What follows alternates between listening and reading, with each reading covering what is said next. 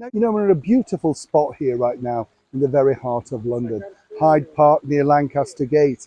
And if it looks familiar, that's because it's featured in so many wonderful British films, and I'm sure American films too. It's a perfect setting, isn't it? There you have water features, beautiful trees, statues, it evokes so many different things. But there was one particular film that did incredibly well that I wanted to share with you, simply because, as you know, on this channel, we like to share things with each other, and you tell me things about your life. And I'm not sure if you've seen or heard about this particular movie. It truly is a classic.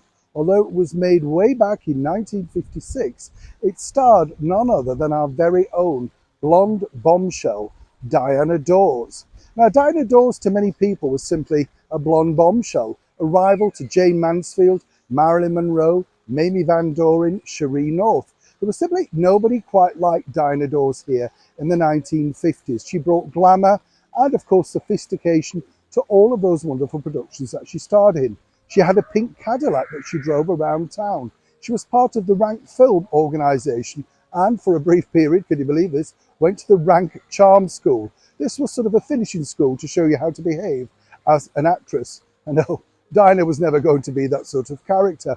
I was lucky enough to develop a friendship with her son, Jason Dawes, and we used to meet quite regularly in here in Hyde Park.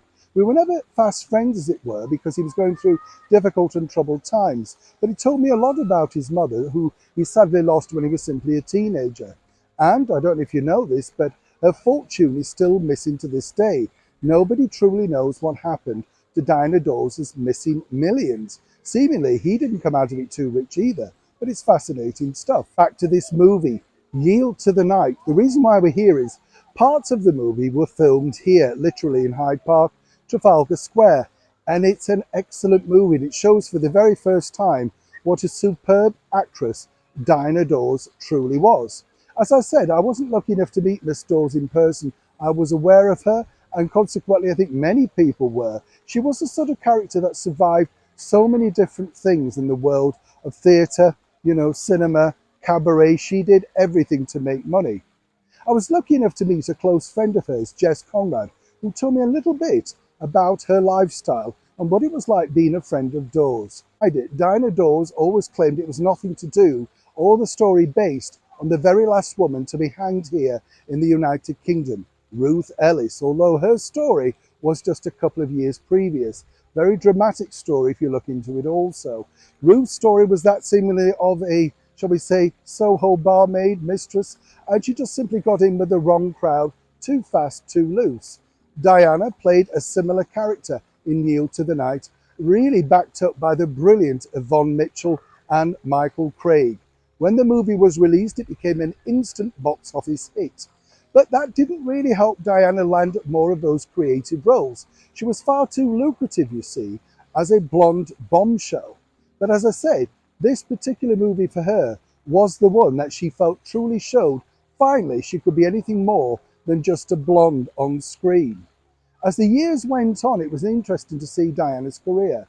She literally did embrace many different facets, everything from panto to cabaret to plays, everything. She made records and made an absolute fortune in 1960 by being the very first film star to sell her scandalous life called Swinging Doors to the news of the world.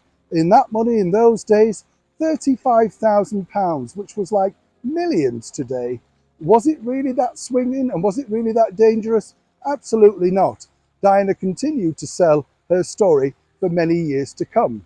She starred opposite some of the biggest names in Hollywood, signing a contract with RKO Pictures, but fell foul of the gossip divas Luella Parsons, etc., because there was a bit of a fight at a premiere for her very first launch, as it were, a movie, The Unholy Wife, with Rod Steiger, and she was accused of having an affair with Mr. Steiger, and Diana's husband, the very difficult Dennis Hamilton, found out and a fight ensued.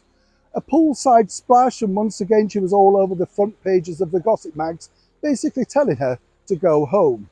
But Diana was never stuck fast for long.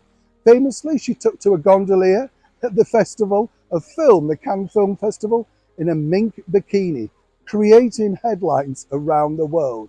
There truly was no one like Diana Dawes, Never been, never since.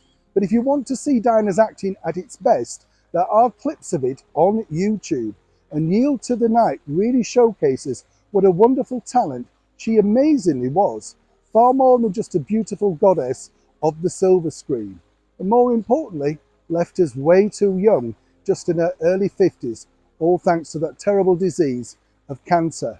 Sadly, her son, as I say, who I got to know, we lost also a couple of years previously. Diana's story itself is one of heartbreak, highs, but more importantly, leaving behind platinum locks, kissable lips, and of course, an image that everybody truly remembers. Yield to the Night is Diana Dawes' very best film, in my opinion.